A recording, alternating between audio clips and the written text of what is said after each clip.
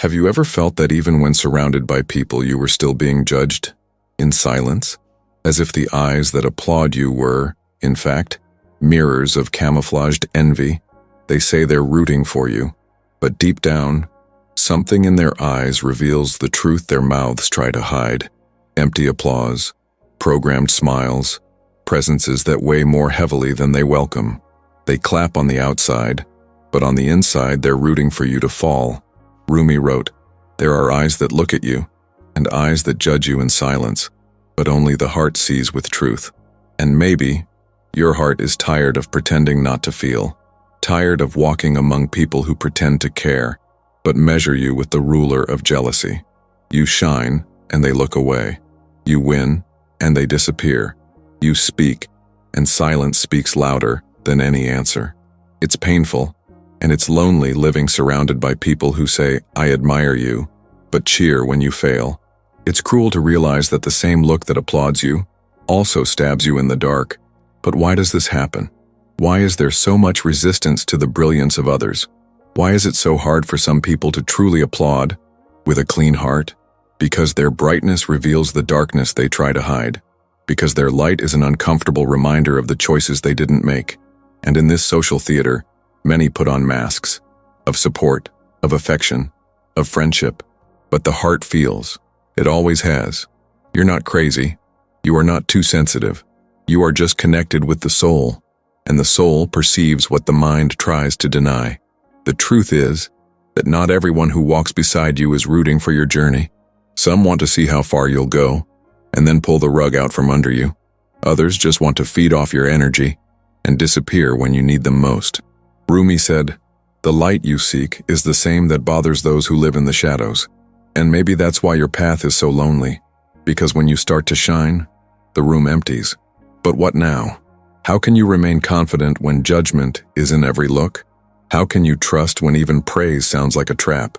How to heal this invisible pain of being applauded on the outside, but rejected on the inside? If you feel this, if this silent pain echoes inside you, stay with me, because there is a deeper root behind all this, a spiritual truth that no one told you, and that's what we're going to talk about now. But before I go on this journey, I need you. Yes, you who felt that pain between the lines, you who sensed the discomfort hidden in compliments, who felt the weight of a silence louder than 1,000 words. If, at any point, this video touched a wound you hide even from yourself, comment below, "I feel it." Because when you write, you recognize. And when you recognize it, you begin to transform. This channel isn't just made of videos. It's made of voices. Yours, mine. Our pain transformed into wisdom. So leave your comment, share this feeling. You are not alone, and your pain no longer needs to live in the dark. And if this content spoke to your soul, if it brought you some kind of truth, clarity, or even necessary discomfort, leave your like now, not out of vanity, but because that's how this message reaches more people who are feeling exactly what you feel, but still don't have the words. Subscribe to the channel if you want to continue this journey of healing, awareness, and truth, with Rumi's soul as your guide. Here, we don't pretend we don't feel it. Here, we transform pain into light. Now, let's go even deeper, because what you feel has an invisible, and perhaps spiritual, origin, and no one has told you this yet. Do you feel like even when you win, someone is rooting for you to fail? Have you noticed how the silence of some is heavier than any criticism? It's as if your achievement has become an affront, as if the mere fact that you've gone beyond the pain that imprisoned you awakens in them a pent-up rage, an envy disguised as neutrality. And it hurts. It hurts, because invisible pain doesn't scream. It whispers when no one hears. It hides in the details, in the dull look in your eyes when you share a victory, in the sudden absence of those who swore to be by your side, in the empty words that echo when you truly needed them most. You begin to realize that the people who say, "I'm happy for you" the most are often the ones most bothered by your happiness, because your progress is an uncomfortable mirror reflecting their stagnation. Your growth is a reminder of everything they've failed to do, and then they judge you, not with words, but with cold presences, absences disguised as distractions, and looks that weigh more heavily than any confrontation. The soul feels. The soul recognizes what the mouth tries to deny, because there is a silent wisdom within you, a spiritual sensitivity that captures what the eyes cannot see. And Rumi spoke of this. He said that pain comes not only from what is done to you, but from what you intuit, but cannot prove. And yet, you know there is something wrong with that. Congratulations. You know the affection sounds forced. You know there is a judgment hidden between the lines of the speech. You try to convince yourself you're overreacting. You try to ignore the tightness in your chest, the subtle unease, the energy that weighs heavily on the air. But it's not an exaggeration. It's perception. It's your soul asking for attention. Because silent judgment is a form of nonverbal rejection. And perhaps throughout your life you've learned to accept this rejection silently. Perhaps you were taught not to bother, to keep quiet, to fit in. And so you smile when you want to scream. You hug when you want to walk away. You stay when you should have already left.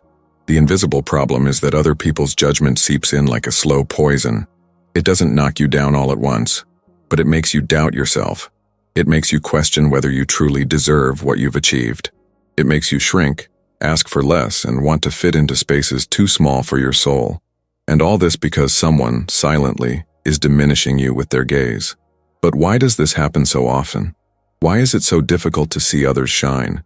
Because we live in a culture where the success of others is seen as a threat, where the light of others seems to dim our own. And so, instead of inspiration, comparison arises. Instead of admiration, competition arises. And when you stand out, even unintentionally, you become the target of resentments that aren't yours, of insecurities that weren't born within you, but are projected onto your path. You're not responsible for the pain others haven't healed, but you end up being the vessel where that pain spills out, and that weighs you down. It makes you carry emotional burdens that aren't yours. You feel guilty for being happy, afraid of shining too brightly, ashamed of being who you are. But Rumi said, don't hide. What you seek is seeking you, and perhaps what they're seeking is precisely that light you're trying to extinguish to be accepted. Maybe you're surrounded by people who only feel comfortable when you're hurt, fragile and out of touch, because that way they feel less threatened. But what does that say about them? And about you? Have you ever noticed how you sometimes sabotage yourself just to avoid causing discomfort? Have you noticed how you avoid showing your joy for fear of being misinterpreted? How you try to fit into small spaces just to remain part of circles that no longer welcome you? That's not humility. It's fear disguised as loyalty. And the deepest part of this pain is that it repeats itself. It becomes a cycle. The brighter you shine, the more alone you feel. The more you grow, the more you realize who was truly there for you, and who was only there while you were down. It's a kind of enlightened solitude. You're not alone because you have no people. You're alone because you realize few truly see you. And this hurts. It hurts because the soul, when awakened, feels everything twice over. It sees what no one sees. It perceives what no one comments on. But perhaps this pain has a purpose. Perhaps this discomfort is a portal, a call to a new kind of consciousness. Because we can no longer live surrounded by emotional falsehood. We can no longer ignore the signals of our body, our soul, our energy. Life is clearly showing you who is who, and you need to be willing to see it. Now tell me, have you ever experienced something like this? Have you ever felt applauded on the outside but rejected on the inside? That your success seemed to push people away more than it brought them closer? If this has happened to you, write in the comments below. Their silence hurt me more than 1,000 words. I want to hear you. Your voice matters. Your experience can heal other souls too. Rumi said, people only see in you what they haven't yet healed in themselves. And perhaps that's exactly why silent judgment hurts so much. Because it doesn't originate within you but is projected onto you. It's a reflection of other people's pain, of the open wounds others insist on hiding. And you, with your light, your truth, your courage to be who you are, end up becoming a mirror that doesn't distort, that doesn't adorn, that only reveals. And there are those who aren't ready to see themselves. Judgment isn't about what you do. It's about what you awaken. When you choose to follow a more conscious path, more aligned with your soul, deeper and truer, you automatically confront those who still live asleep within their own mask. When you begin to heal your wounds, quietly, With silence and presence, you expose, even unintentionally, the wounds others pretend not to have. And that bothers. The spiritual root of judgment lies in resistance. A resistance that begins within the person judging and manifests as discomfort, as nonverbal criticism, as coldness disguised as neutrality. They don't reject you because you made a mistake. They reject you because you dared to hit them where they still stumble, because you surrendered yourself where they still hide, because you had the courage to feel where they still numb themselves. And what Rumi teaches us is that pain doesn't come to punish us, but to reveal us. There is a sacred pain, a wound that doesn't destroy but transforms. But there are those who aren't yet ready to go through this wound. And when these people see in you a reflection of the healing they avoid, they judge you. Because judging is easier than diving in. Because attacking others is more comfortable than looking at yourself. Silent judgment, then, is a defense, an unconscious attempt to keep the ego intact. The person sees something in you, a stance, a choice, an emotional freedom, and it throws them off balance. And because they don't know how to deal with this discomfort, they project the full weight of their own unresolved pain onto you. It's as if to say, I don't know who I am, so I'm going to make you doubt who you are. But you don't have to carry this confusion. This fog doesn't belong to you. You can feel it. You can perceive all of this with an awakened heart and still not be intoxicated. Because part of your spiritual awakening involves recognizing what is yours and what has been thrown at you. Not every criticism is about you. Not every distancing is your fault. Not every silence is an answer. Sometimes it's just poorly processed pain, fear disguised as superiority, wounded pride trying to appear rational. Rumi also said, you have to keep breaking your heart until it opens. And maybe that's why you feel everything so intensely. Because your heart can no longer bear living locked up. Because your soul has understood that it didn't come to fit into places where only superficiality echoes. And that's why you're here. Because deep down, something inside you already knows. There's a pain that needs to be overcome. And there's a truth that needs to be spoken. Even if it hurts. Even if it causes discomfort. The judgment you feel isn't a punishment. It's a reminder. A reminder that you're leaving the frequency where most people still sleep. And in this awakening, it's normal to feel out of place. It's common to think you're alone, but you're not. There are other awakened souls feeling the same. There are other consciousnesses rising in silence. You are part of a spiritual transition that won't be understood by everyone, and that's okay. You weren't made to please everyone. You were made to be whole, and being whole sometimes means being uncomfortable. It means taking up your space with truth. It means speaking out even when the atmosphere vibrates with hypocrisy. It means smiling with your soul even when others try to dim that glow with the weight of their own emptiness. You don't need to justify yourself. Your essence is already sufficient argument. And those who can't see this, perhaps still need more time in the dark before recognizing the light. But understand, the judgment of others only hurts you when it finds an echo within you. When there's a part of your own soul that still believes it's undeserving, incapable, or insufficient. And that's where true spiritual work lies. That's where healing happens. When you look within and dissolve what still makes you doubt your own worth. Do you feel it? This tension between wanting to be yourself and at the same time hiding. This subtle fear of being misunderstood, of being uncomfortable, of being rejected simply for truly existing. This exhaustion of having to explain yourself to people who have no desire whatsoever to truly understand you. If this speaks to you, if this touches some part of you that you kept silent about, write here in the comments. I am the mirror they avoid. I want to know how much this reflection echoes in other souls. What no one told you is this. The brighter you shine, the more you disturb those living in the shadows. It's not your light that hurts. It's the contrast it imposes. Your clarity exposes the inner confusion of those who haven't yet learned to see themselves. And that's why so many people back away when you begin to awaken. They're not moving away from you. They're running away from themselves. The judgment, the silence, the distancing, all of this is just a symptom of the other person's inability to deal with their own darkness. And when you arrive with a clean soul, an open heart, with words that come from the depths of your spirit, you become a very clear mirror for those who have only learned to live in the dark. And the truth is, there are those who prefer the comfort of lies to the discomfort of transformation. The problem was never the intensity of your brilliance, but the fragility of those who are bothered by it. You don't need to fade to be accepted. This is one of the most subtle traps of the wounded soul, believing you need to diminish yourself to avoid offending, believing you need to fit into a narrow mold, lowering the tone of your essence, stifling your truth to keep people around. But the spiritual truth is different. What bothers you isn't you. It's what you represent. It's what you awaken without even realizing it. Rumi said, "You are born with wings. Why do you choose to crawl through life?" And many do. They crawl out of fear, out of unhealed pain, out of patterns they learned in childhood. Many don't even know they have wings. And when they see someone flying like you, they feel angry. Not because you're better, but because you prove it's possible. You unmask the limitation they themselves have accepted as truth. This is the hidden key, the revelation that liberates but also distances, because freedom is uncomfortable. The courage to be who you are is uncomfortable. Authenticity has a cost, and the cost is rejection from those who aren't ready for it. And that's why you feel it so much. That's why it seems the more you wake up, the more you distance yourself, the more uncomfortable you are, the more you perceive it. But make no mistake, this separation isn't a loss. It's a purification. It's the universe clearing its field so that only those who vibrate at the same frequency remain. It's not personal. It's spiritual.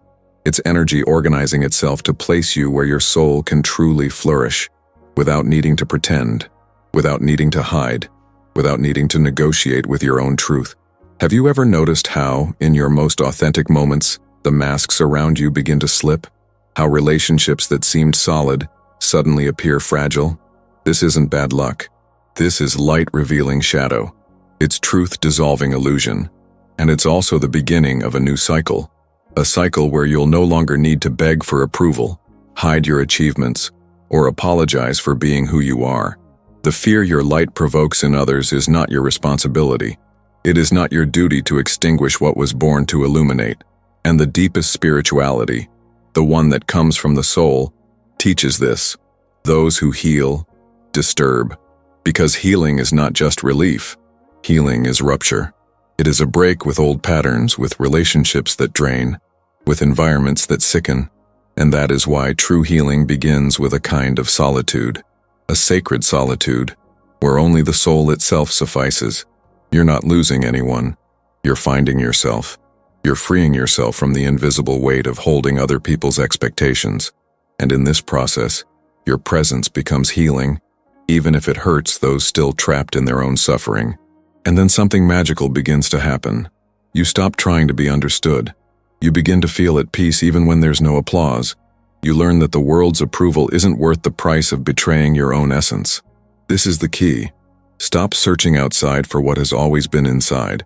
Understand that it's not your role to carry the discomfort of others. Your mission is to remain whole, even when the world tries to break you. Your mission is to keep the light burning even when everything around you persists in darkness. Your mission is to remember who you are, when everyone tries to make you forget. Rumi said, "The wound is the place where the light enters." But there's another truth hidden in this. Your light also reveals the wound of others. And not everyone is ready to heal. Not everyone wants to look within. And that's okay. It's not about changing others. It's about continuing to be you. With steadfastness, with love, with presence. Because your healing, your evolution, your journey, all of this is already a beacon. Even if no one says it, even if they try to erase it, even if they judge you in silence. And if this is making sense to you, if somewhere inside you something is opening up, revealing itself, becoming clearer, right here in the comments, my light is not the problem. I want to see who is ready to hold this truth with courage. Perhaps you've distanced yourself from someone who claimed to support you, but deep down always belittled your victories.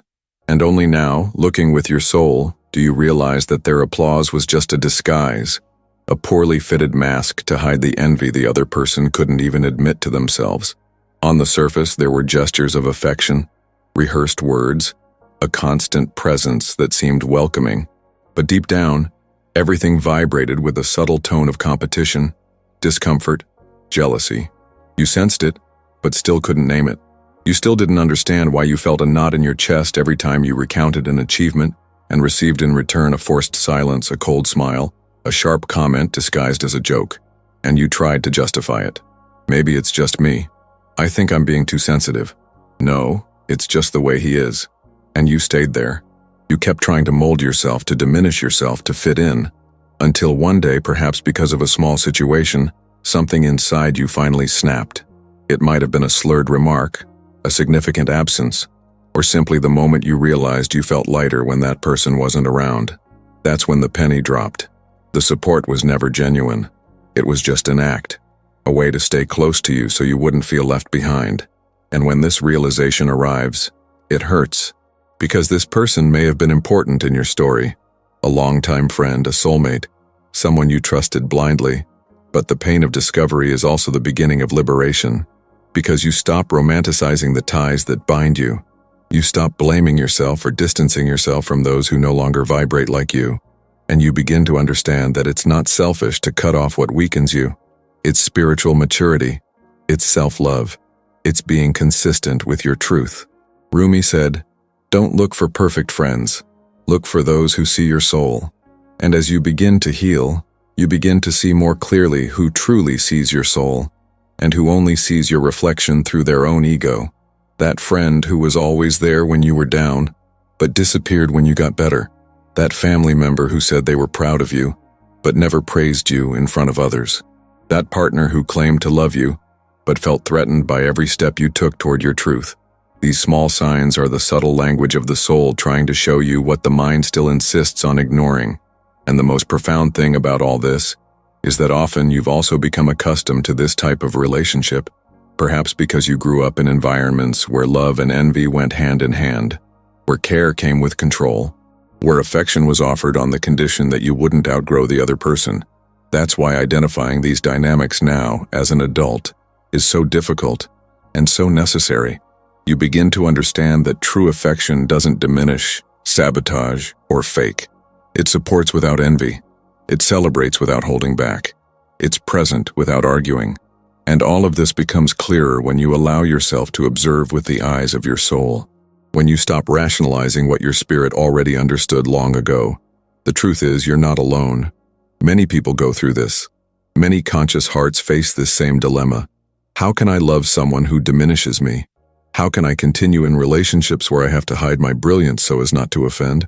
The answer lies not in confrontation, but in choice, in choosing to prioritize your peace, your integrity, your light, because what you carry can no longer be put into small boxes. Your soul has grown, and with this growth comes the responsibility to no longer accept what hurts, even if it comes disguised as love, even if it hurts to leave, even if it scares you to be alone. And in this process, you will realize that conscious solitude is infinitely lighter than the presence that weighs on you, that true silence is more welcoming than false words, that the freedom to be who you are is worth more than any relationship that forces you to be less. Because when you begin to truly honor yourself, the universe begins to honor you too, and new people emerge. New bonds are born, bonds that don't suffocate, but expand. Rumi said, "The soul always knows the way. The challenge is to silence the rest." And perhaps now you're learning to silence the external voices that try to confuse you, the internal voices that make you doubt, the echoes of the past that insist on repeating, "Don't go, you need this person." But you don't need anyone who hurts you in silence. You don't need to keep around someone who can't bear to see you whole. You just need courage. Courage to hear what your soul is already screaming. If this example resonates within you, if you remembered someone while listening, if you felt this knot unravel as the truth revealed itself, write here in the comments, "I see now who always diminished me. I want to know who is opening the eyes of the soul with me." You no longer need to beg for acceptance. And perhaps this is the greatest spiritual liberation your soul has ever experienced. The day you stop begging to be seen, to be validated, to be loved by people who only know how to love what doesn't threaten them. The day you decide you will no longer distort your essence to fit into molds that don't accommodate your greatness. Because your soul was not made to be small. Your light was not born to be hidden. Your spirit did not come into this world to please anyone's shadow. Rumi reveals, "Be like the soul, silent, yet impossible to ignore."